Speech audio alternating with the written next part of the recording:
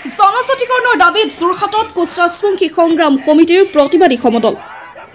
জনজাতিকৰণৰ দাবীত যোৰহাট জিলা কোচ ৰাজবংশী সংগ্ৰাম সমিতিয়ে 6 জনগোষ্ঠীৰ সহযোগত আজি ৰূপায়ণ কৰে এক প্ৰতিবাদী সমদল। যোৰহাটৰ ISBT বাছস্থানৰ পৰা জিলায়ুক্ত কাৰ্যালয়লৈ বাহিৰ কৰা প্ৰতিবাদী সমদলত যোৰহাটৰ বিভিন্ন প্ৰান্তৰ কোচ ৰাজবংশী লোকসকলে অংশগ্ৰহণ কৰে।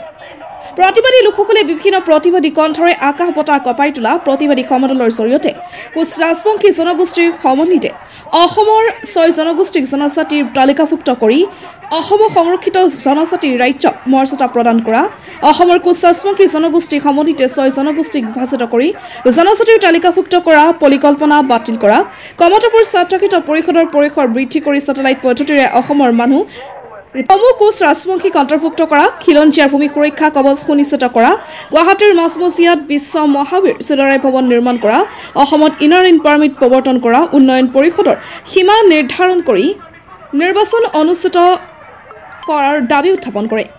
যোৰহাট জিলা কোচ ৰাজবংশী সংগ্ৰাম সমিতিয়ে 6 জনগোষ্ঠীৰ সহযোগত ৰূপায়ণ কৰে এই কাৰ্যসূচীৰ জৰিয়তে জিলায়ুক্তৰ যোগেদি প্ৰধানমন্ত্ৰী আৰু মুখ্যমন্ত্ৰীলৈ দাবী সমলিত স্মাৰক পত্ৰ প্ৰেৰণ কৰে। যোৰহাটৰ পৰা প্ৰশান্ত গানৰ ৰিপৰ্ট, এক্সপ্ৰেছ নিউজ অসম।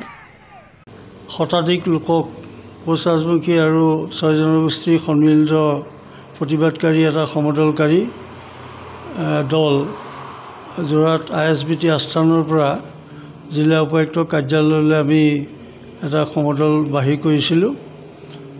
গতিকে সমদল বাহিৰ কৰি আমি জিলা উপায়ুক্তক আমি স্মাৰক পত্ৰ প্ৰদান কৰিলোঁ।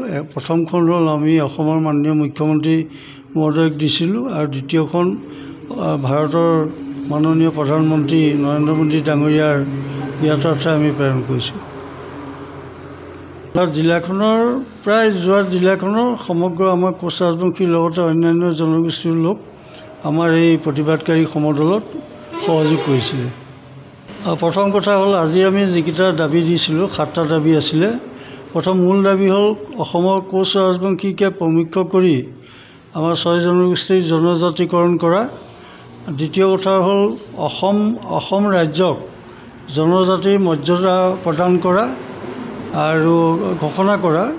অসম ৰাজ্যক এই 6টা জনগোষ্ঠীক জনজাতিৰ মৰ্যাদা দিয়াৰ পিছত অসম ৰাজ্যক এখন জনজাতি ৰাজ্য হিচাপে ঘোষণা কৰি অসমৰ খিলঞ্জীয়া ভূমিপুত্ৰসকলক ভূমিৰ অধিকাৰ যাতে সাংবিধানিকভাৱে সুৰক্ষিত কৰিব পাৰে এই সম্পৰ্কতে মূল আমাৰ দাবী। আৰু ইনাৰ লাইন পাৰ্মিট আছিলে আমাৰ, আৰু গুৱাহাটীৰ মাজমজিয়াত চিলাৰায় ভৱন নিৰ্মাণ কৰা সম্পৰ্কতো আমাৰ দাবী আছিল। লগতে আমাৰ যাতে বিভাজিত নকৰি 6 জনগোষ্ঠীক বিভাজিত নকৰি জনজাতিৰ মৰ্যাদা আমাক প্ৰদান কৰা। আৰু এই সম্পৰ্কত আমি আশা কৰিছোঁ অসম চৰকাৰে অসমৰ 6 জনগোষ্ঠী ইমানখিনি দাবী কৰাৰ পিছত, ইমানখিনি আমাৰ সমাৱেশ প্ৰতিবাদ সমদল কৰাৰ পিছতো আমি আশা কৰিছোঁ তেওঁলোকৰ নিশ্চয় যিটো মনোভাৱ সলনি হ'ব। আৰু আমাৰ যি প্ৰতিদ্বন্দ্বী আছে, প্ৰতিদ্বন্দ্বী বুলি কোৱা নাই, আমাৰ ভাই যিসকল এক্সিষ্টিং ট্ৰাইবেল আছে তেওঁলোকৰ কোনো হানি বিঘিনি নোহোৱাকৈ আমাৰ 6 জনগোষ্ঠীক জনজাতিকৰণৰ দাবী আমি বিচাৰিছোঁ। আৰু এই সম্পৰ্কত চৰকাৰে কি ব্যৱস্থা ল'ব লাগে নিশ্চয় ল'ব। তেওঁলোকৰ হাততে এটা আইনগত ব্যৱস্থাটো তেওঁলোকৰ হাততে আছে। গতিকে আমি আশা ৰাখিছোঁ 25 তাৰিখে অসমৰ মাননীয় মুখ্যমন্ত্ৰী নেতৃত্বাধীন যিটো মন্ত্ৰী গোটৰ প্ৰতিবেদন প্ৰেৰণ কৰাৰ কথা আছে, নিশ্চয় আমাক এটা ইতিবাচক পদক্ষেপ ল'ব বুলি আমি আশা কৰিছোঁ। আৰু যদি অন্যথা ইয়াৰ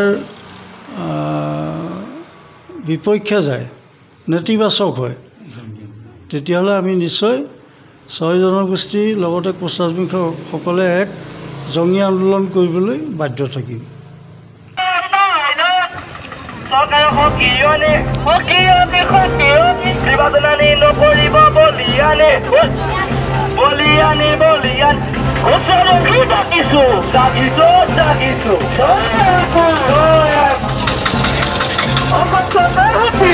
Hosiar,